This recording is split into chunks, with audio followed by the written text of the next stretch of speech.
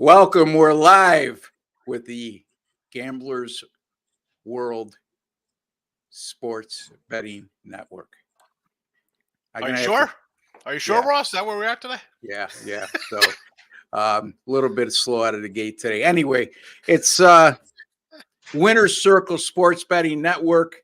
Gamblers World is our site. You know what, guys? Start all over again. I'm sorry. You can't start. You're live. Just edit that out. Yeah, edit it out. Okay. Welcome to our live show here on the Winner's Circle Sports Betting Network. You're watching the Winner's Circle Sports Betting Podcast with myself, Ross Benjamin, and follow gamblersworld.net. Handicappers, Mr. Jesse Schule, Mr. Sean Higgs, and Mr. Ross Benjamin. And we're live today, and we got 3 games we're going to be discussing. Then we're going to be taking all your questions and comments. So we're going to go with the Providence and Marquette game. Jesse will be discussing that. Sean, Texas Tech, Houston. And Ross will be talking about Iowa State and Baylor. So let's get right to the meat and potatoes. But just a friendly reminder, folks, if you go to gamblersworld.net right now and you purchase a 3-day pass from any one of us at gamblersworld.net, which costs $99, we will throw a 4th day in for free. Also, folks, don't forget, $249 will get you the rest of the conference tournament action, as well as the NCAA tournament, CBI, and NIT right through all 3 championship games. And there you have it. All right, let's get to the games at hand. Sean, Texas Tech in Houston. Houston, a 9-point favorite. The total here is 132. After going through a funk, Texas Tech has seemed to regain their form, and this is a heavy number, no doubt about it. Is Texas too much to give Texas Tech in this situation, or is Houston inspired to make a statement here in their first ever Big 12 tournament? You know, you got Houston off of, well, I think they made a statement yesterday when they were rolling along here with, 60-45, but it wasn't even that close. It was like 30-0 at one point, it seemed. They made a pretty good statement yesterday. But this line opened at a 8.5, 7.5 actually. So now it's climbed up even more. I got to say, I like the points here. I'm going to take the points. I got a Texas Tech team that, again, they themselves are off a nice win. Pretty convinced off of BYU. I had BYU, and that game was done in the first 5 minutes. BYU forgot there was a game, apparently. And I thought BYU was a team that could maybe give Houston a little run for them. They played them pretty tough up in Utah. So I was like, you know what? BYU is a tough little squad. They can shoot the ball. For me, I know a lot of times here when you get to the second round of quarters and stuff, the favorites kind of separate the spreads. I mean, we see a lot of big spreads today, a lot of 8, 9s, some double-digit ones out here, which I think are warranted in some spots. But in this one, I have a Houston team as well as they're playing. Not that a team should want to take a loss. I'm not saying that. But once you're getting to like 10, 12, 13-game win streaks, are you going to end the year on a 25-game win streak? Sometimes I think there's just a loss because it's just not there for you. You know what I'm saying? Like, you're playing good, but then you got a team like Texas Tech here is going to be like, wow, we're still in this game at halftime. We're down 3. We might be up 2. And Houston kind of just takes it through the motions, be like, you know what? We're a 1 seed. If we lose here, it's not going to hurt our seeding at all. I just feel like 12 in a row they've won? Something like that? Then I got 2 more here. They've won 10 in a row. Yep.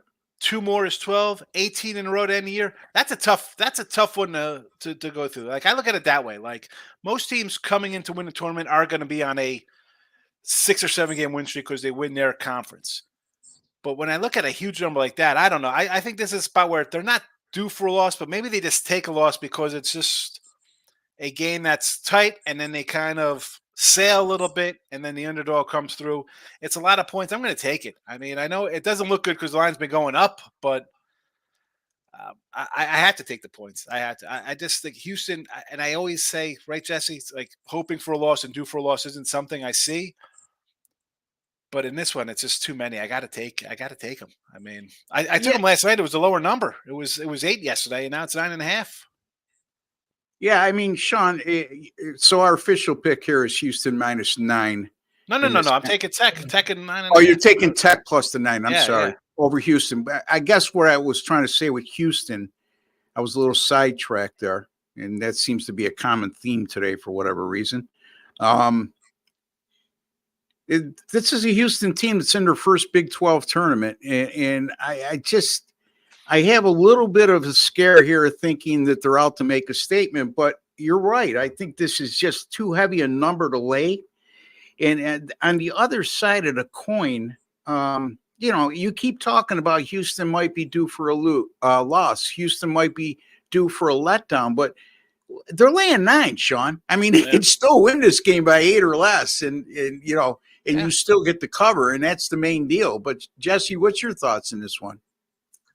Yeah, I mean, it's hard to ask them to make a statement when they're the number 1 ranked team in the country. I think they've made an awful lot of statements already. And how many more statements do you want them to make?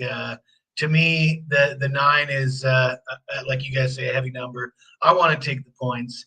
And one angle that nobody mentioned yet, and I will bring it up, is as good as Houston is, they rank dead last in the Big 12 in a particular category. Do you guys know what it is? Dude, 3-point shooting. I'm taking a wild stab. Free throw shooting. The worst free throw shooting team in the Big 12. You know who the best free throw shooting team in the Big 12 is? Well, Texas Tech, coming in at 77+%, I think. I botched that, but I think it's 68% for Houston and 77% for Tech. But I guess 78% for Tech. Okay. All right. Well, I'm taking the points. Taking the points with Tech. Yep. So all three of us agree Texas Tech plus the 9 against Houston, although I'm not this is a game I'm staying away from, but if I had to make a pick in this game, I agree with the two gentlemen. Our official pick from Mr. Higgs is Texas Tech plus the 9 over Houston. And Jesse also cites Houston. It's a thing that people really don't pay attention to, Sean, when you handicap a game, especially when you're taking a favorite. You should look at the free throw percentage, okay? Because as we well know in college basketball, it seems like they foul down to the bitter end to extend games with a chance to come back and win as opposed to the NBA. So if you have a team like Houston, they're laying 9, and they're a terrible, obviously a terrible free throw shooting team, last in the Big 12. It's something you have to consider, Sean.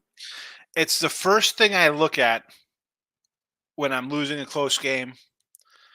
If it's a tight kind of spread, I go to like the stats and how is their rotation? First 5, 6, 7 guys. Obviously, your leading scorers. I want somebody who's hitting at least 75%. And especially this time of year, free throws matter. Besides the fact that no one's guarding you, I've said this. We could go back to like probably December videos. Me saying nobody's guarding you. Make your free throw. It comes down to covering games. Any game I've lost close, I go to the free throw percentage. I got a team shooting 9 of 16 or some nonsense, and the guy going 1 of 4. Like, you're a 73% free throw shooter. You can't go 1 of 2 today and make it. First thing I do, free throws. Tournament time, absolutely. Look at I want to see the scores and who hits their free throws. Yeah, and here's the other thing too. Houston is also last in the Big 12 in terms of allowing the opponents to get to the free throw line. If you add up their free throw attempts and field goal attempts combined, 40.1% of those are free throws, which means Texas Tech, being the number 1 free throw shooting team in the conference, is playing against a team that sends you to the free throw line frequently. And again, I'm seeing Houston as number 11 free throw percentage, Jesse, in the Big 12 out of the 14 teams at 71.2%. But they're also number 12 in the amount of free throw attempts they're getting. So they don't get to the free throw line very often. They're not very good at the free throw line. Texas Tech a great free throw shooting team, and Houston sends teams to the free throw line more frequently than anyone in Big 12 action. So all great points, guys. Our official pick once again, Texas Tech plus the 9 over Houston. All right, Jesse, Providence and Marquette, 8 p.m. Eastern time tonight. Marquette, a 4.5-point favorite, 138.5. Let me tell you a quick story, folks, and then I'll let Jesse get to Jesse. I had Villanova last night plus 4. Always love when you have an underdog and lose in overtime. Marquette, I don't know if you guys watched that game, but Marquette scored at the buzzer. It was the referees live ruled it a good basket, and then after about a 10-minute review, they decided to wave it off, and it goes to overtime, and lo and behold, Marquette wins by 6. Boston College last night, I had plus 5.5 against Virginia.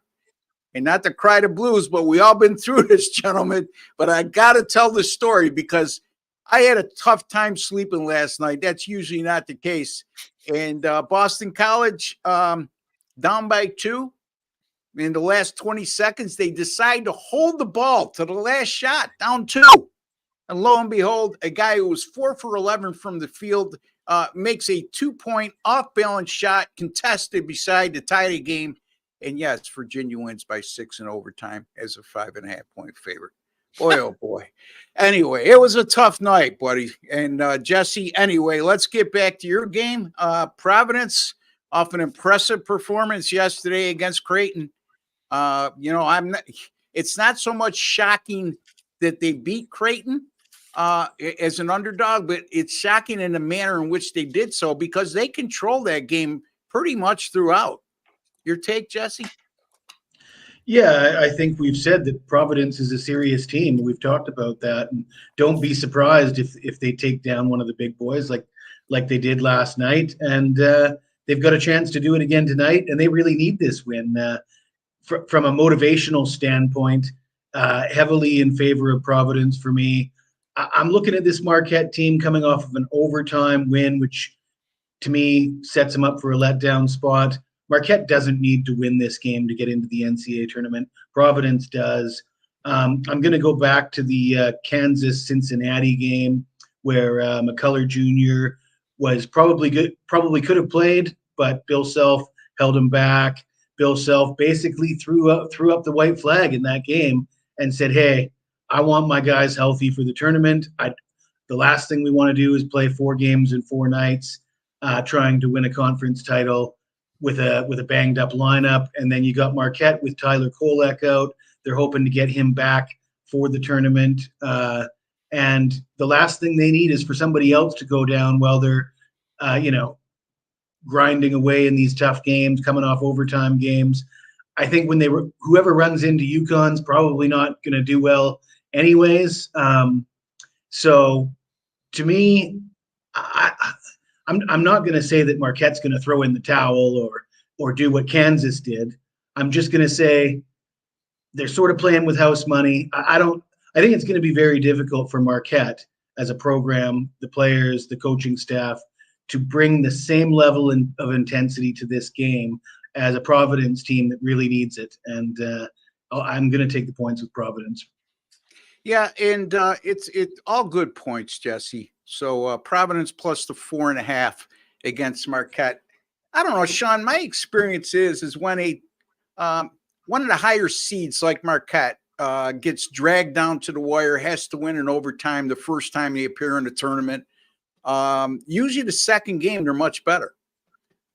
But, the only thing, again, you're seeing this low a line in this matchup because Kolek's out for Marquette. Yes. And that, like I said, initially, my perception of injuries is initially when you lose a star player, other guys step up in the short term and teams play more together in the short term. But as time goes on, you begin to miss that presence in your lineup. And so I don't have a strong opinion on this game for all the reasons I just said. But Sean, do you?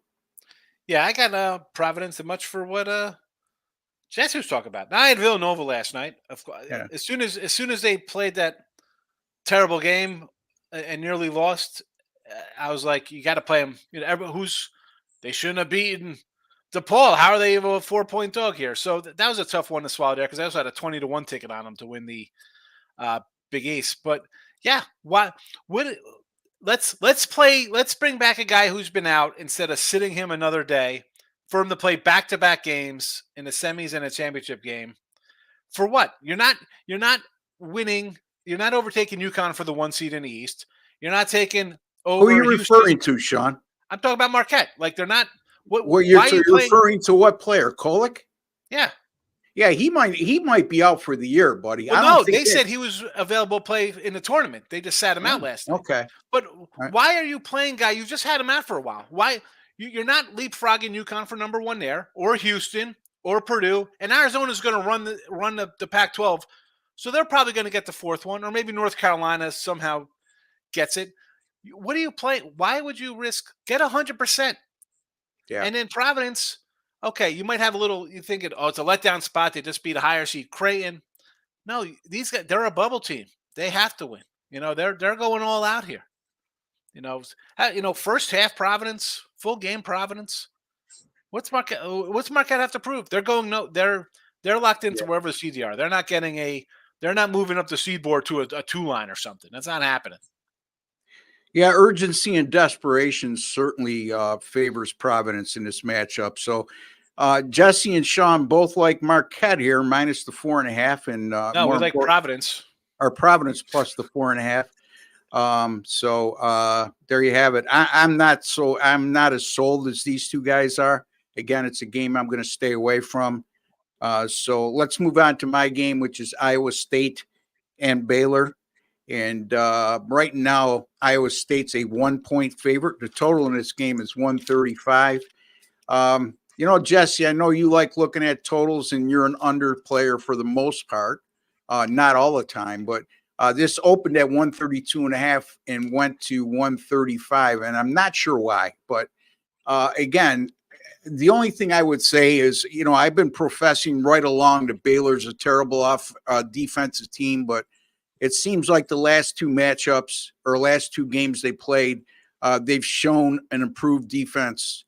And they're going to be playing an Iowa State team that's extremely good defensively, but plays at an extremely slow pace, a snail's pace for that matter. And, Baylor, as much accolades as they get for their offensive prowess, and much of that reputation comes, I think, from years past more than this year. But this is a Baylor team that plays at an even slower pace than Iowa State in terms of Big 12 action. So you got 2 teams that play at a slow pace. The first time they played this year, it was a 70-38 game. Baylor won that contest on their home floor, but there was only 104 field goal attempts in that game, which that averages 52 apiece. And both of you guys know, and if a lot of you observers out there know, that, if you're below 60 in field goal attempts in college basketball, it's not equated to a real fast pace. When you're in the lower 50s, you're playing at a real slow pace. And I think the only reason why there was 138 points scored in that game is it was a very physical contest, 55 free throw attempts combined in that game. I'm going to go out on a limb and say it's going to be nowhere near that number tonight in terms of free throw attempts.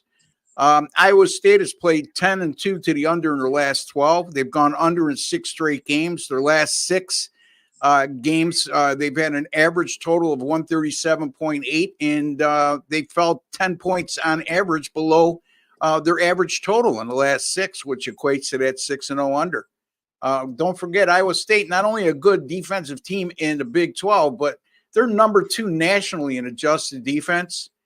And like I said, both of these teams play a slower tempo. We mentioned free throw shooting. Iowa State is the worst free throw shooting team in the Big 12.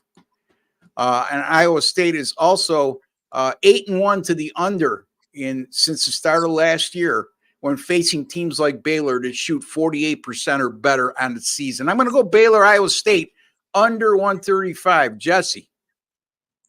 Yeah, well, I was going to start by saying this is my least favorite game of the 3 today, and I probably wouldn't bet on it with Sean Higgs's money. But if I was going to place a bet, I think it would have to be on the total, and it would have to be on the under. And the fact that it opened at 132 and it's been bet up to 135 makes it all the more attractive for me. I might even dig into my own wallet for that one. All right. If you won't bet Sean Higgs money, you could bet my money, Jesse. That's okay. As long as you pay me back and your credit's pretty good with me. Sean, your take on this one. I got to look at Iowa State here, right? Because Baylor was like the kind of trendy team to be like, wow, let's grab a Final Four future. They're playing pretty good, kind of like the USC talk coming out of the Big 12, the Pac-12. Remember? Oh, they're gonna run this. They're hot. Yeah. How'd that work out for them yesterday? So I think Baylor's gonna run into it today, and I think Iowa State's gonna win. I didn't move on this game. I might actually take it, although I haven't already. I think you've talked me into Iowa State. Iowa State, yeah.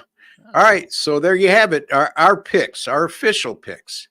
Jesse likes Providence plus 4.5 over Marquette. All of us agree on that one. Sean likes Texas Tech plus the 9 against Houston. Jesse agrees with him on that one. I am not sold either way. And I'm going to take Iowa State and Baylor under the total of 135. So there you have it for our 3 free picks. Let's get to your questions and comments. Ross pulled a toot, Sean. I'm assuming he's referring to the beginning of the show. That's one day he was like, "Hi, I'm Tooch, and you could call me Tooch." Like, yeah. That's all right. It happens. You start, you're like, oh, and here's the thing. And Jim's going to frown. Our owner, Jim Quinn's going to frown on this.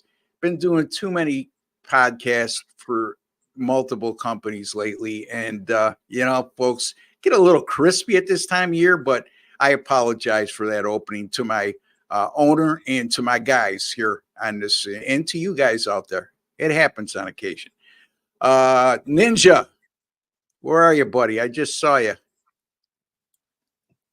and I can't get him up. Okay, so let's see what Ninja. Ohio State have a great momentum after firing their coach. Yeah, they seem to have responded quite well. Chris Holtman, by the way, it didn't take much time for him to get another head coaching job as he was hired by DePaul yesterday. Good luck with that. But yeah, Ohio State 4-0 straight up in ATS in their last 4, or 5-0 straight up in ATS in their last 5, something like that. Sean, any thoughts in that regard? I got Ohio State today. I took them. Okay. So Jesse? Yeah, I mean, I thought about it, but I guess it's the difference between myself and Sean in philosophy. Sean sees Iowa State getting, 3.5, Sean? I got 4.5. Okay, well, I looked at it. It opened at 3.5 or something. I'm like, that's not enough. And Sean's like, why are they only getting 3.5? I love it. Yeah. I got a lot of dogs today. I'm going to take those spots because that's how that's the way I look at the games. Like, you see a line, I'm like, it doesn't look right to me. And that's also why I have like triple the amount of games as you, because I'm going to be like, all right, if I go 6-5 or 4-6, it's okay, because it just adds up down the line. They're gonna start catching. Yeah, you went 7-6 yesterday. I mean, again, it doesn't seem like a great day, but if you keep grinding, that's how you win in this business. But Jesse, question for you, because I look at this Ohio State game and them catching a similar number that Providence is catching, and also Ohio State team that's really pretty much played themselves onto the bubble and has to be playing with a high degree of urgency and desperation. And for whatever reason, they've been inspired since their head coach got fired. Now, there could be numerous reasons for that. I am not going to be even begin to guess, because I leave myself wide open for criticism, and I don't have anything of factual content to add to that. But just your take. Okay, so the difference, in my opinion, is right now Ohio State's completely flipped the switch, and they've sort of been playing over their heads. And like I said, I was leaning Ohio State here. If I could have got a 5, I'd be on them as well. And I just didn't think I was getting enough, which was why I stayed off. But the reason I would go on to Providence and not on Ohio State is because I believe that Ohio State's playing over their heads right now. Providence has sort of been playing below their what I would have expected from them for the majority of the season, and I think they have perhaps more potential in them than what they've showed so far. they've long been a feisty bunch in the Big East, right? Providence is always there. They've never fallen off to the degree that we saw Ohio State fall off the last couple of years in the Big Ten. And then you have the Kolek injury. So those factors make the difference to me. Yeah, the only thing with Providence in your analysis just now is I liked him a heck of a lot better with Ed Cooley as the head coach. Yeah, I knew you were going to say that feistiness seemed to be more apparent to me than what I've witnessed this year. But again, good points, Jesse. All right. Remember, though, Providence also lost, I think, their leading scorer back in January. So it's taken them a while to adjust. They lost 3 in a row, and then it's kind of getting it together. But you've seen them kind of play tough against teams. Like they won, they beat Creighton, but then Marquette got them good. So it's a weird kind of analogy because Ohio State was just bad. Like, was that coaching and they didn't like him the whole time? Like, it's not like they lost significant guys on the Ohio State team. Like, so that's why the coaching change is like, hey, this team wasn't supposed to. They were thought to be a top flight team in the Big Ten to start the season. So I don't know. I'll get the points. Listen, 5 or 6, I'd much rather have, but you're going to open it at 4. I'm going to be like, wow, that's kind of low. 3, I'm going to jump on it. We'll see what happens. Who knows? Yep. It'd be interesting. And like you, Ross, like you jump into that because much like we see with the SEC backers, you go in there and start saying like, well, Ohio State this or that. The Ohio State fan base will get in here and tell you exactly. Oh, yeah. That I'm 100% wrong. So I'm not going to even put it in here. We don't know. Yeah. We're not Ohio State insiders. Yeah, I'd love to hear from you Ohio State fans out there and tell us why you think that your team all of a sudden is come on like gangbusters and enter the NCAA tournament conversation. Since the firing of Chris Holtman. So, again, when it comes to big universities like that, don't kid yourself. A lot of that is not just made by the president or the athletic director. It's because they're catching a lot of heat from the fan base. So we'd like to hear from you in that regard. Ninja comes in and says, seemed like in the tournament second half, the highest scoring. Well, I mean, I'll give you an example that didn't occur. First round game in the Mountain West Conference, New Mexico and Air Force, they had 79 at the half, and the total was 145, and it went well under the total. So, yeah, I mean, Ninja, there's 2 schools of thought on that. You don't get caught up and automatically no-brain it and go in and bet the second half over. The second school of thought is in college basketball, like I've referred to in the NBA, and that's why I've done so well in college basketball over the last 2 years, but more so this year, Sean, I've gone with a lot of overs and you have to pick your spots. You know what I mean? Doesn't mean that I am sold that overs are the way to go. I just went under on the show today. But the college you have to look at the fact that they extend games a lot more than they do in a pro game. And what I mean by that is they're more prone in a 7 or 8 point game with 45 seconds to go. The team behind was more prone to continue to foul and continue to try to extend games. And then it extends your possessions for the team that's behind. And then they hit a couple threes and the other team hits all their free throws or 90% of them. So your thoughts, Sean?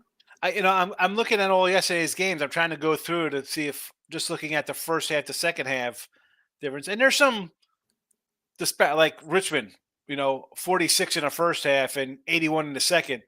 Yeah. Like some of these, but that's an early game. You're talking about an 11 o'clock game. So maybe they start out a little slow. Like, I don't know if it's just a blatant, you just do that because maybe in some spots that works, but a lot of these games I see almost even scores between the two. Yeah. Yeah. 35-33, 36-32.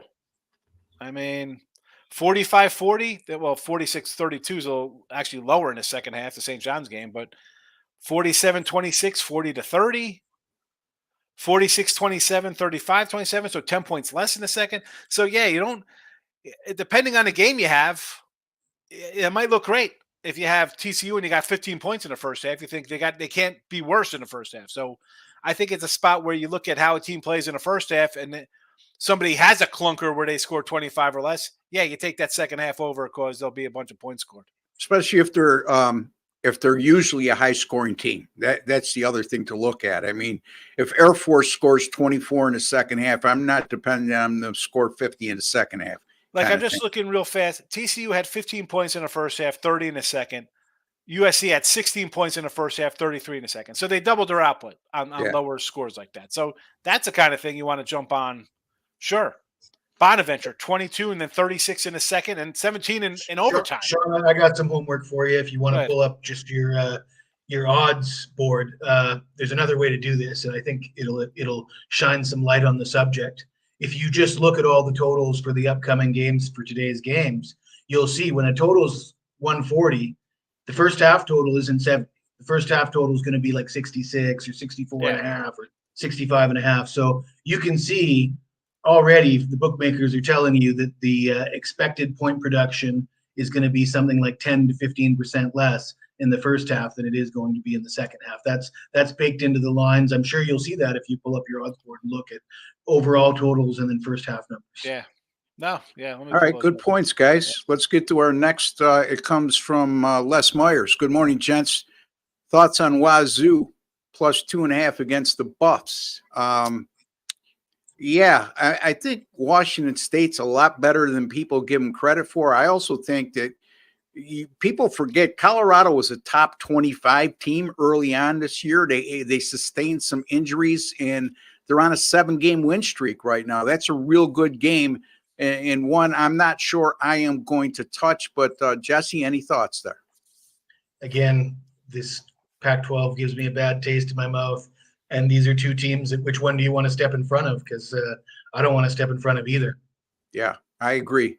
Sean, any strong opinion from you on this one? I put Colorado on the money line minus 125 out on the midday money show, and I bet them today at 130 myself. So I'm going to go with the low seed, 3 seed favored over the 2 seed. Give me some Buffalo action.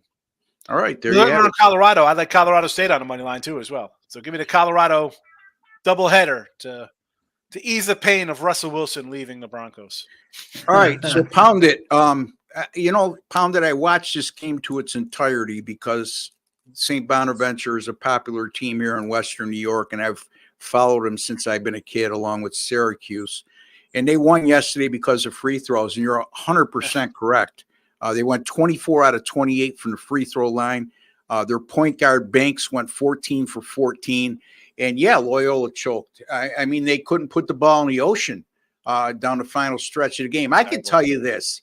If you send St. Bonaventure to the free throw line that many times, 20 times or more, they're going to have an excellent opportunity to win because that's one of the best free throw shooting teams in the country.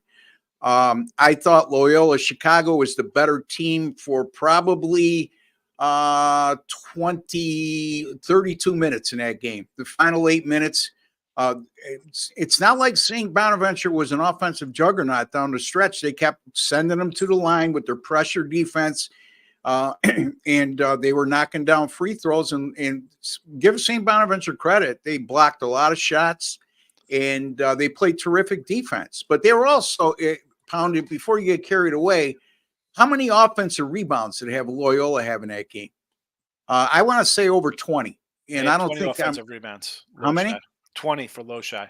Yeah. So St. Bonaventure had 12 offensive rebounds. Yeah. But 20 offensive rebounds, you're not going to win a lot of games if you're doing that.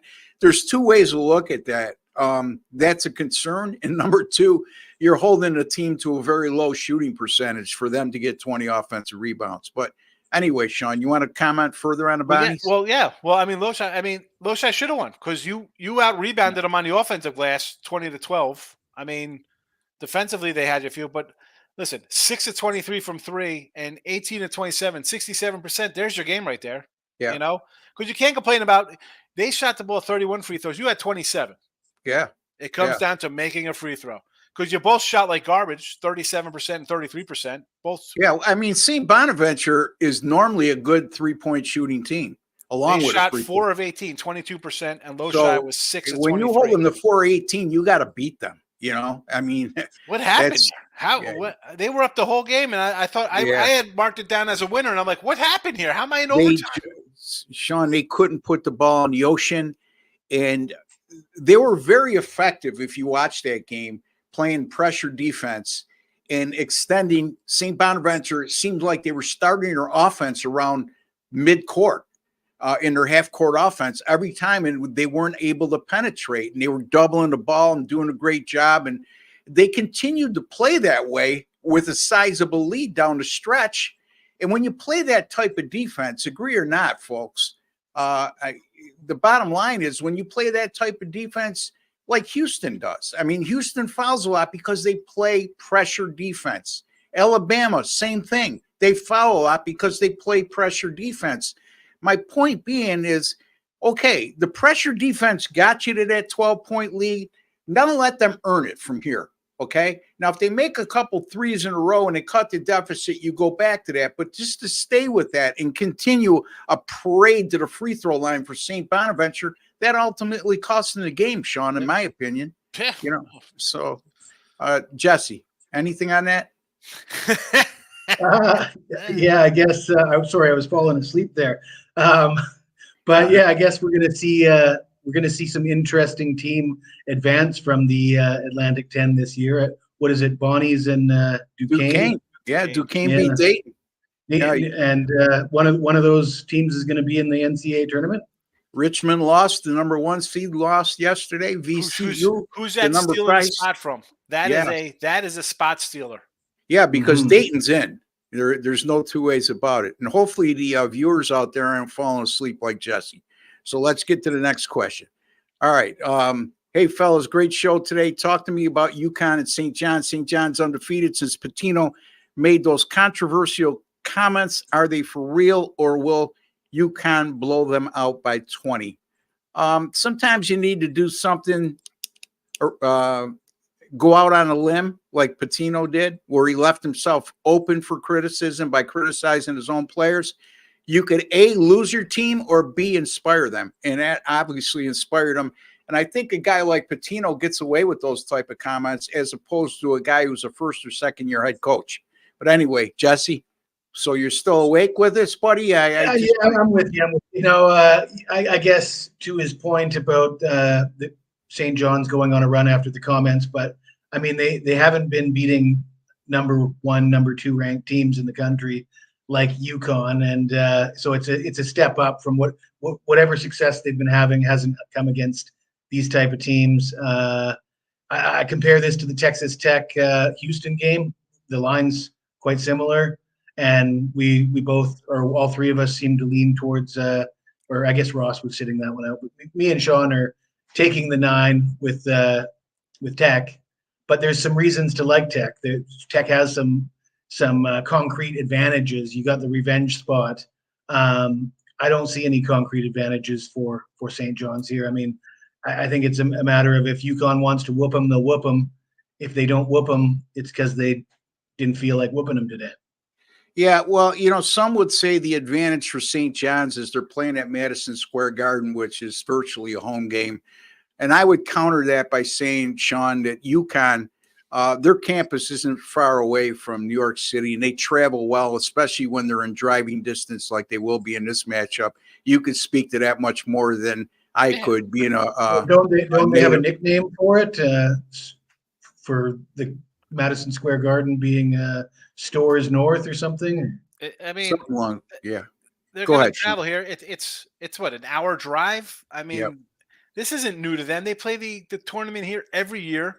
Most times UConn wins 3 games or so. They're in the semis. This isn't they play tournaments here. This is like a semi-quasi home court for them as well. But I think Jess, like St. John's lost to them by 13 and by 4 this year, 9 last year. They actually beat them one time last year. I like the 9.5 just because, you give them a little pep talk. And as you mentioned, they beat the Georgetowns and the Pauls of the world. Butler's all right. Creighton, they pulled out a big win on, but that was off Creighton. Creighton had the big win over UConn, so that was kind of a bad spot for them. And St. John's, even after Pitino ripped the guys who he bought in from Iona, they barely got by Georgetown that game. So there was a spot where that was a St. Johnny spot. Although I saw yesterday's spread and I was like, boy, I want to take Seton Hall. Seton Hall had their number this year. And again, who'd seen St. John's really beat? Not many. We mentioned the Creighton game was kind of like a good spot. I had him yesterday. I'm like, you know what? Something just says that it's time. There was a lot of hype on St. John's, and maybe they finally put it together. Whether it's the bottom of the field or the top of the field, you still win 5 or 6 in a row. It's not like some kind of letdown spot. They know they need every win they can, and then you have the number 1 team, and you got revenge angles coming at you. I think they hang tough here. First half, St. John's first half probably worth a look too. Yeah. As of yesterday, after that result yesterday, Joe Lenardi had St. John's as one of the last 4 in. And ironically enough, New Mexico is one of the last 4 out. That was prior to New Mexico playing last night and beating Boise, which I'm sure that moves them into the last 4. But ironically enough, those, Patinos, Rick Pitino Sr. and Rick Pitino Jr. over at New Mexico. So Ninja says that Memphis defense are a bunch of clowns. I agree with you, Ninja. I think that, it's a playground style of basketball that Memphis has been playing for a while with Penny Hardaway. He's a terrific recruiter. He brings in some great athletic talent, but there's a lot of lack of defensive discipline, in my opinion, when it comes to Memphis, which it leaves them prone to getting upset in games and leaves them prone to not winning against quality teams. But anyway, your take, Jesse. So when I first moved to Thailand, I took a job as an English teacher. And I think Ninja's English is a second language. So I want to give him a bit of an English lesson here. The term that he used, Memphis defense, that's what we like to refer to as an oxymoron, Ninja. Yeah, I get it. And there's a lot of truth to be said in that. And for those of you, that's a joke, folks, by the way. Anyway, Sean, any take on that? It's like jumbo shrimp, right? Yeah. Anyway. All right. Lawrence says, good afternoon, guys. Looking at Northwestern +4 and then Quinnipiac money line. Any thoughts? I just thought that Quinnipiac line was really shallow, and it scared me away from taking Quinnipiac. That's just me. In terms of Northwestern, again, the only thing that concerns me with Northwestern is they've been a homer for most of the season. What are they going to do on a neutral court in a tournament setting? But anyway, Jesse, your thoughts?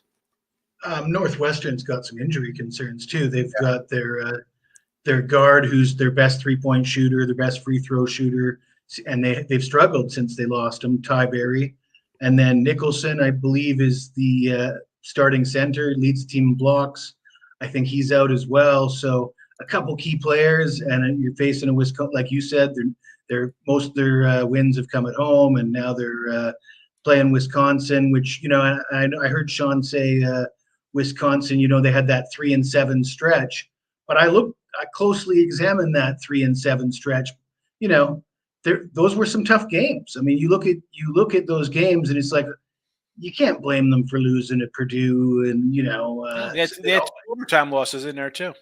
Yeah, and you look at the net rankings, pretty good disparity there. Wisconsin, for a team that's lost as many games as they have, like I said, this tough schedule is reflected in the net rankings. I think they're 22nd overall in net ranking or something along those lines. So I would certainly not want to have Northwestern here in this spot. Yeah, I agree with you guys. I mean, again, I agree with you, Jesse. I'm not sure what Sean's take is here, but Wisconsin, first of all, they're a veteran team, folks. They went through a funk, no doubt about it, but they were a top 15 team early on. And yesterday's performance, I don't like to overreact to a blowout win in the first round of a tournament, especially when it's a higher seed against a lower seed. But to me, when you look at a team like Wisconsin that struggled the way they did down the stretch, and they turn in a performance like they did yesterday, it bodes well for confidence. And that, to me, trumps not overreacting to what you saw the day before. Sean? Well, I like Northwestern here, and good. I got a guy out. More reason to like a team only getting 3.5 or 4 points. I did. Yeah. You jump out to a monster lead like that, and you shoot 16 to 25 from 3. Okay, maybe you feel good about yourself. So you're gonna come out and start firing again. All right. I'm taking you. I'm fading you off a performance like that. How many teams super teams don't go shoot multiple games like that. So I'm not Yeah. buying into whiskey off a game versus the Terps, who are, come on. So in other words, you're not going to overreact to what you saw yesterday from It's Wisconsin. Yeah. I'm not getting excited about Wisconsin. I'll overreact because wow, as good as that is, they're still only a 3.5, 4-point 4-point favorite. Still only a 4-point favorite Against a when you banged were up ranked team. in the top. I think they were ranked in the top 10 at one point to start the year, weren't they? Like a top 10, like Yeah, they were up there. top 10. Team. But I agree with Jesse. I just, if I have a lean in this game, is that I'm going against you, Sean. So we'll see. See how it pans out. That's why they play the games. Ninja once and again is he went from bashing Purdue on every show to he's been on his kick lately. It's been Kansas. They're going out in the first round. Easy to say when they're out with the first two leading scorers are out. I mean, that's the thing. That's a Mr. Numbers move right there. Hi, yeah, they're overrated. Well, you're missing 35 points in scoring. I'm shocked they've lost. Come on, Ninja. Sometimes tell us what we don't know. Is Kansas overrated? They were overrated, in my opinion, when Dickinson and McCullers were playing.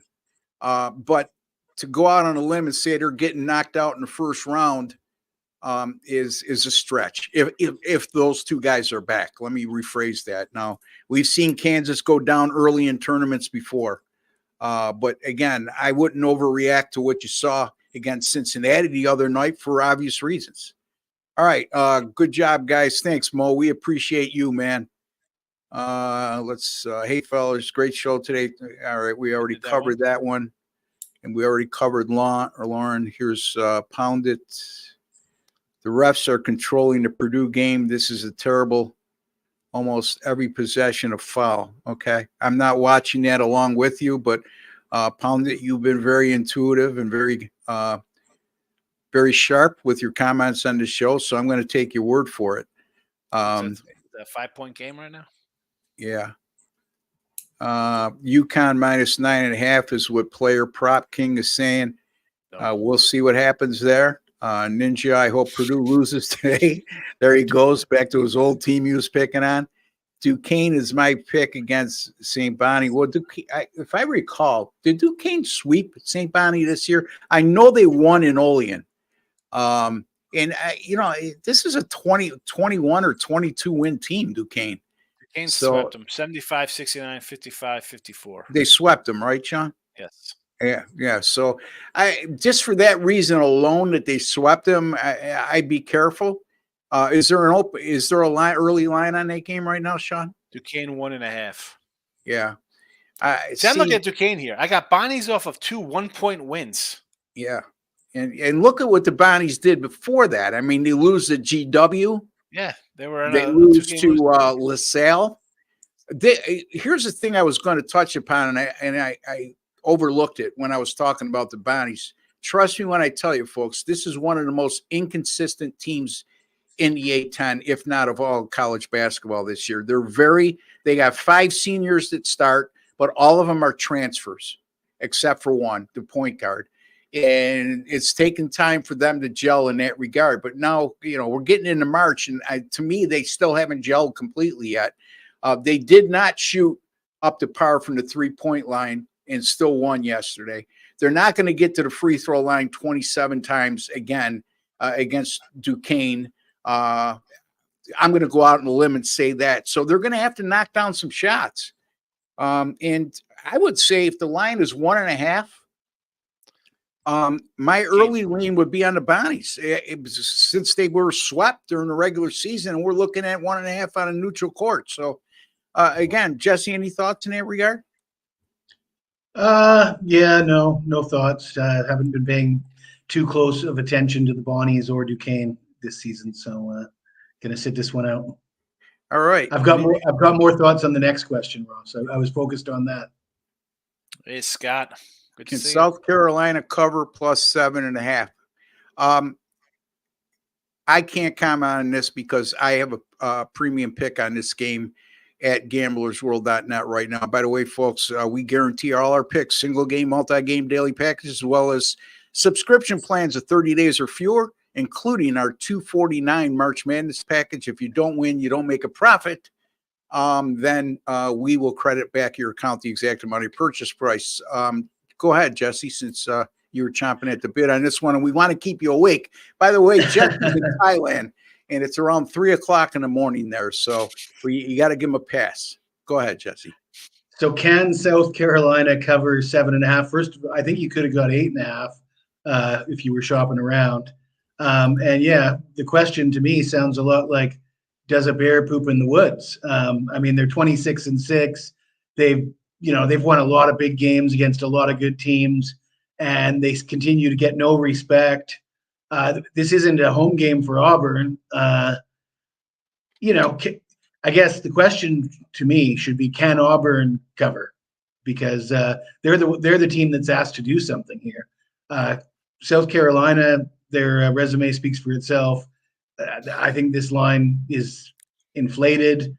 I got to take the points just out of principle. I just don't think South Carolina is getting enough respect. Can Auburn blow them out? Well, they blew them out already once this year, so that could set up the revenge angle. Neutral site game. I mean, South Carolina, stellar defense. They can hang with anybody with that defense. So it's a lot of points, and you won't catch me laying. You'll catch me taking in this game. Yeah, Auburn won the first matchup 101-61, but they shot over 60% in that game, which I don't see that occurring again. I don't want to show my hand on this game, but I will say this. If you think that Auburn will win the game outright, there's a good chance you're going to cover, because all 24 of Auburn's wins this year have been by double-digit margins, 11 points or more.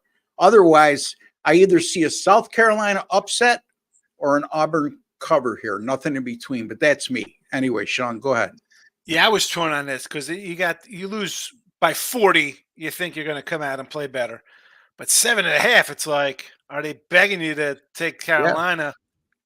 And I didn't end up doing anything on this game, and I got 8 dogs today. I just something, and we talked about taking St. John's as a big dog and Texas Tech as a big dog. This one here was, I just I don't know. Again, it's March 15th, and the team that's 26-5 and competed in this conference. Forget about losing Auburn. Your other losses, you lost to Alabama badly, but then you had like a weird loss to LSU or Georgia. Like, otherwise, this team would have been like 30-2 or some ridiculousness. Yeah. So to not take the points is like, how do you not take them? But then the big number on a neutral for a team that is good as this, I just got to pass. It's a pass. I wish I could say more, but I can't. If you want my pick, get it at gamblersworld.net. Coming off a bad day yesterday, I'm coming back strong today, guys. All right, Tom, how you doing, buddy? Glad to see you out there. Hey there, man. Going with Auburn, Kentucky, and Illinois today. Good luck, guys. Yeah, Illinois is a team that I think is very scary. I think that if they're healthy and their heads into it and they start to play more like they played recently, that they could be in a legitimate Final Four team. That's my opinion. Explosive offensively, well coached. And Terrence Shannon, since he's been back in the lineup, is starting to show his form again. Jesse, your take on any of those 3 comments you just made?